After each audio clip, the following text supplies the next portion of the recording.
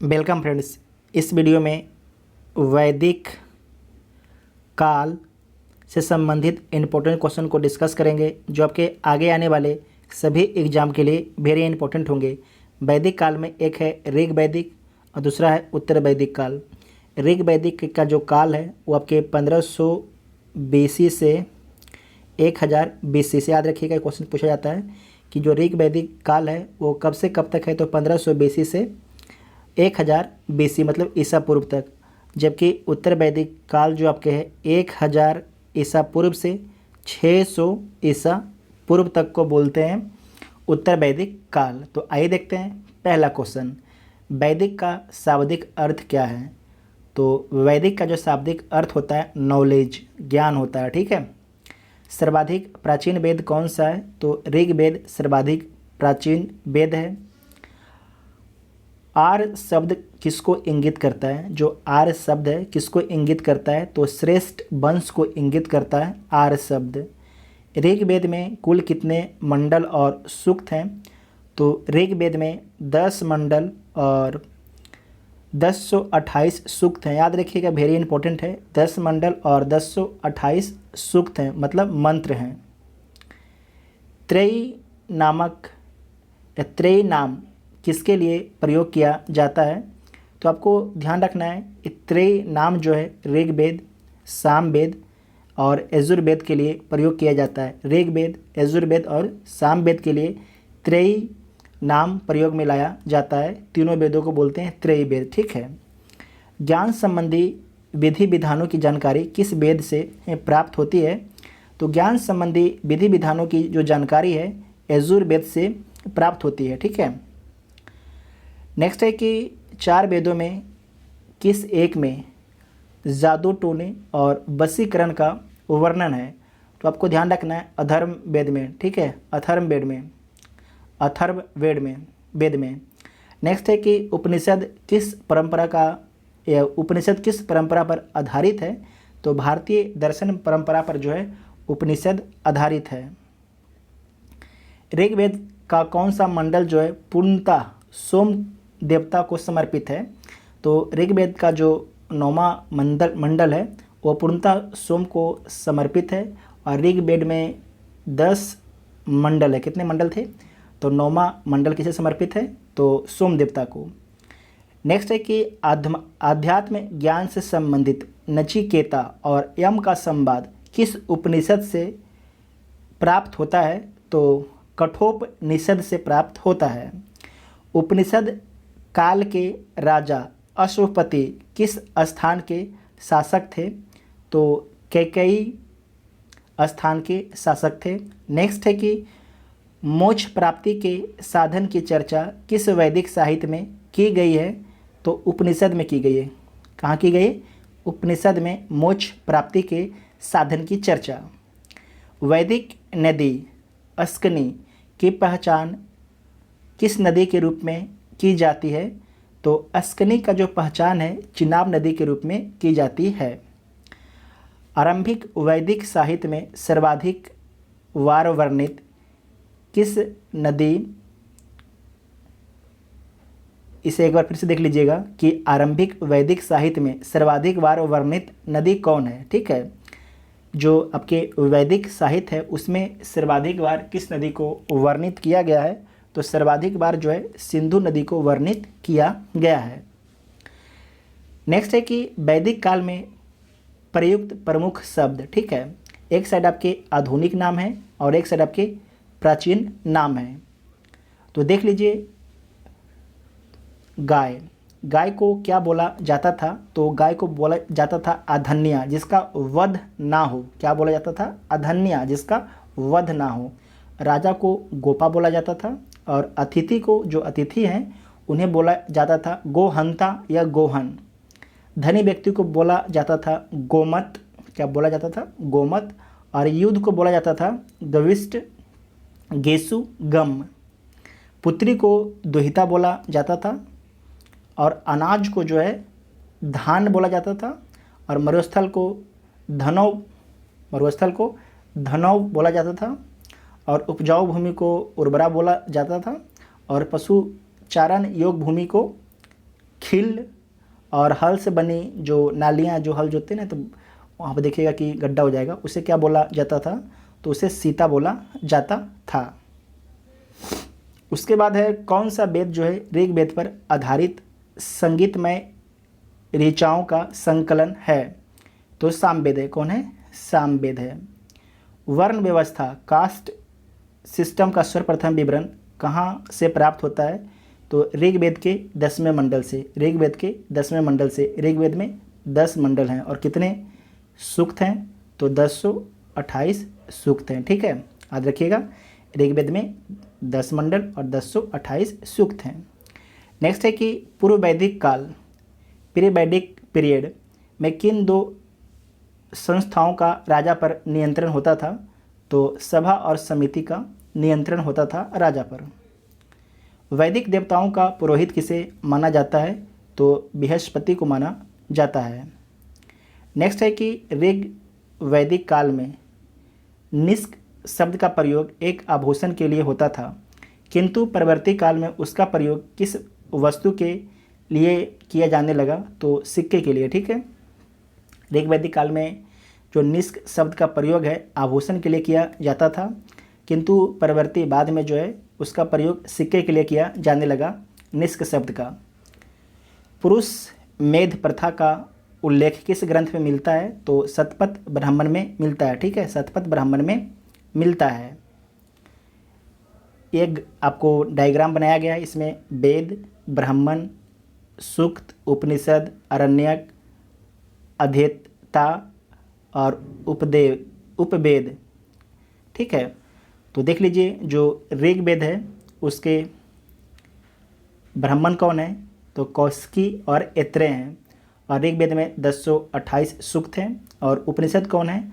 तो कौशिकी और ऐत्रेय भी उसके उपनिषद भी हैं, और आरण्यक भी आपके ऐत्रेय और कौशिकी है।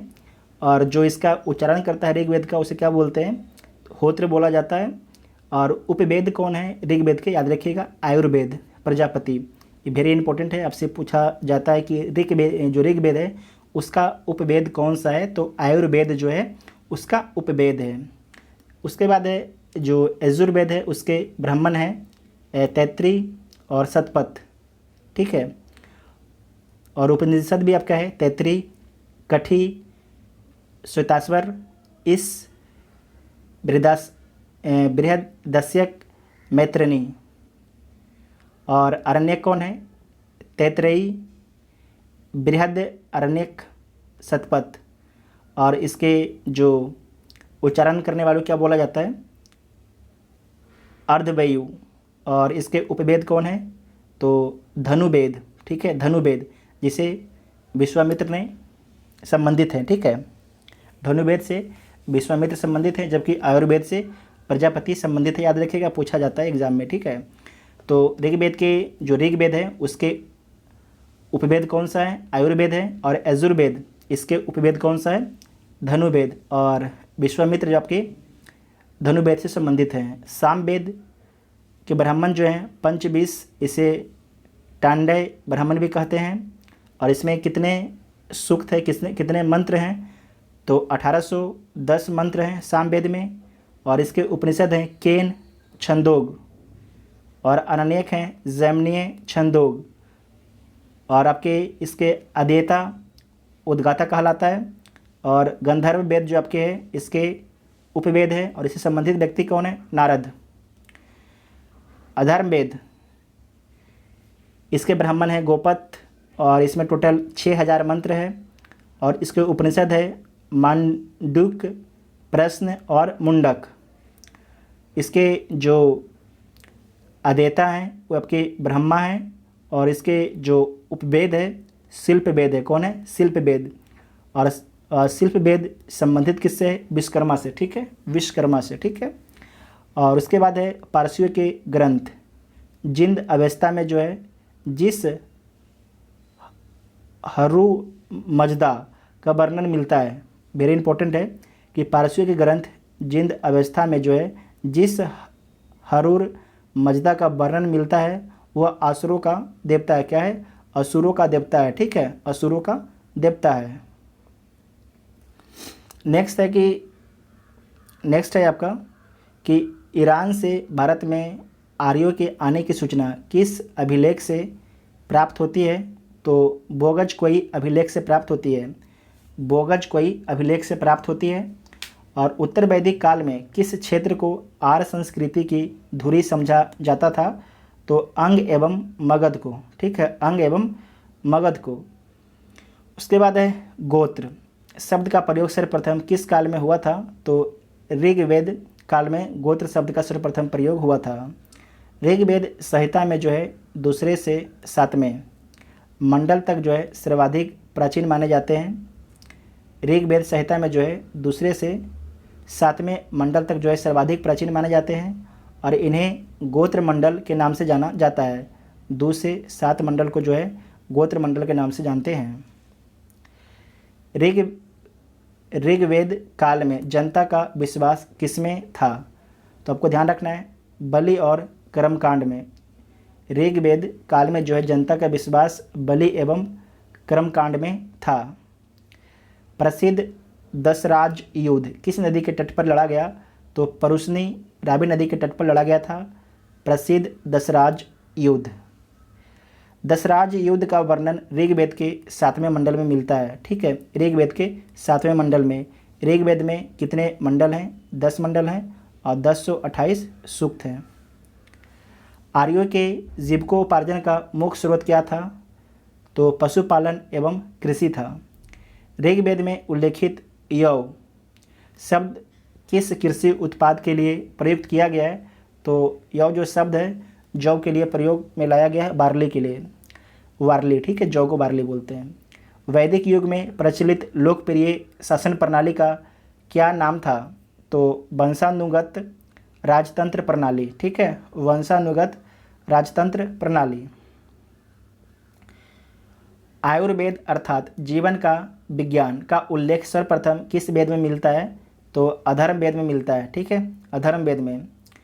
अधर्ववेद में सभा और समिति को प्रजापति की 2 पुत्रियां कहा गया। वेरी इंपॉर्टेंट है, याद रखिएगा। अधर्ववेद में जो है सभा और समिति को प्रजापति की 2 पुत्रियां बोला गया है। गायत्री मंत्र का उल्लेख किस ग्रंथ में मिलता है? तो गायत्री मंत्र का जो उल्लेख है ऋग्वेद के 3रे मंडल में मिलता है। ऋग्वेद के 3रे मंडल में मिलता है। 10 मंडल में 3रे मंडल में मिलता है ऋग्वेद गायत्री मंत्र का उल्लेख। ऋग्वेद में किसको युद्ध का देवता समझा गया है? तो इंद्र को जो है ऋग्वेद में युद्ध का देवता समझा गया है। पूर्व वैदिक आर्यों का सर्वाधिक लोकप्रिय देवता कौन सा था? तो इंद्र था। कौन था? इंद्र था। गायत्री मंत्र की रचना किसने की थी? तो विश्वामित्र ने जो है गायत्री मंत्र की रचना की थी। श्रीमद्भागवत गीता मूल रूप से किस भाषा में लिखी गई है? वेरी इंपॉर्टेंट है। तो श्रीमद्भागवत गीता जो है मूल रूप से जो है संस्कृत में लिखा गया है। ठीक है, संस्कृत में लिखा गया है। सत्यमेव जयते शब्द किस ग्रंथ से लिया गया है? तो सत्यमेव जयते शब्द जो है मुंडको उपनिषद से लिया गया है। ये यूपीएससी का पूछा हुआ सवाल है, आईएएस का पूछा हुआ सवाल है कि सत्यमेव जयते किस उपनिषद से लिया गया है? तो मुंडको उपनिषद से लिया गया है। ऋग वैदिक नदियाँ, प्राचीन नाम और आधुनिक नाम। ठीक है, तो बिस्ता का वर्तमान में नाम क्या है? झेलम है। ठीक है, बिस्ता का वर्तमान में नाम झेलम है, जबकि बिपाशा का ब्यास नाम है और दृश्यद्वंती और दृश्यद्वती इसका नाम घग्घर है, जिसे चौतांग नदी भी बोला जाता है। और कुरभू नदी जो है कुर्रम नदी को बोलते हैं और कुंभा नदी काबुल नदी को बोलते हैं, जो काबुल से निकलती है, मतलब कि अफ़गानिस्तान से निकलती है। और सदानीरा को गंडक बोला जाता है और अस्कनी को चिनाब नदी बोलते हैं, जो अस्कनी रिवर है इसे चिनाब नदी वर्तमान में बोला जाता है। और सतुद्री नदी को जो है सतलज बोला जाता है वर्तमान में, और जो गोमल नदी है उसे गोमती नदी बोला जाता है। जो सिंधु नदी है इसे सिंध नदी वर्तमान में बोलते हैं। जो सरस्वती नदी है इसे वर्तमान में घग्घर नदी बोला जाता है। सुषमा नदी को वर्तमान में सोहन नदी बोला जाता है। सुवास्तु नदी को स्वात नदी बोला जाता है। ये 2 आप लोग बहुत कम लोग सुने होंगे, तो इसे आप लोग याद कर लीजिएगा। ठीक है, सुषमा नदी को वर्तमान में सोहन नदी बोला जाता है और सुबास्तु नदी को स्वात नदी बोला जाता है। ऋग्वेद की मूल लिपि क्या थी? तो जो ऋग्वेद है उसकी मूल लिपि जो है ब्राह्मणी लिपि थी। जीविकोपार्जन हेतु वेद वेदांग पढ़ने वाला अध्यापक क्या कहलाता था? तो उपाध्याय कहलाता था। राजा की उत्पत्ति का सिद्धांत किस ब्राह्मण ग्रंथ में मिलता है? तो राजा की उत्पत्ति का सिद्धांत जो है ऐत्रेय ब्राह्मण में मिलता है। शुल्ब सूत्र किस विषय से संबंधित पुस्तक है? तो जो शुल्ब सूत्र है वह ज्यामिति विषय से संबंधित पुस्तक है। अस्तो मां सद्गमय वाक्यांश कहाँ से लिया गया है? तो बृहद आरण्यक उपनिषद से लिया गया है। चरक संहिता नामक पुस्तक किस विषय से संबंधित है? तो चिकित्सा से जो है चरक संहिता नामक पुस्तक संबंधित है। याज्ञवल्क्य गार्गी संवाद का उल्लेख कहाँ मिलता है? तो याज्ञवल्क्य गार्गी संवाद का उल्लेख बृहद आरण्यक उपनिषद में मिलता है। नेक्स्ट है कि वैदिक काल में लंबे समय तक अविवाहित रहने वाली कन्या को क्या कहा जाता था? तो अमाजु बोला जाता था। क्या बोला जाता था? अमाजु। वैदिक काल में द्विज श्रेणी में कौन शामिल थे? तो ब्राह्मण, क्षत्रिय और वैश्य शामिल थे द्विज श्रेणी में। ऋग्वेद में सरस्वती नदी को सर्वाधिक पवित्र बताया गया है। याद रखिएगा कि ऋग्वेद में जो है सरस्वती नदी को सर्वाधिक पवित्र नदी बताया गया है। इसे नदीतमा व नदियों का माता के रूप में जाना जाता है सरस्वती नदी को। और ऋग्वेद में सर्वाधिक बार किस नदी का प्रयोग मिलता है? तो सिंधु नदी का सर्वाधिक बार प्रयोग मिलता है। ठीक है, और गंगा नदी का एक बार प्रयोग मिलता है। इस वीडियो में वैदिक काल से संबंधित जितने भी इम्पोर्टेंट प्रश्न थे सारे को हम लोग डिस्कस कर लिए। अगर वीडियो आपको हेल्पफुल लगता है तो चैनल को सब्सक्राइब कीजिएगा और बेल आइकन भी ऑन कर लीजिएगा ताकि जब भी वीडियो अपलोड हो उसका नोटिफिकेशन आपको मिलता रहे। Thank you.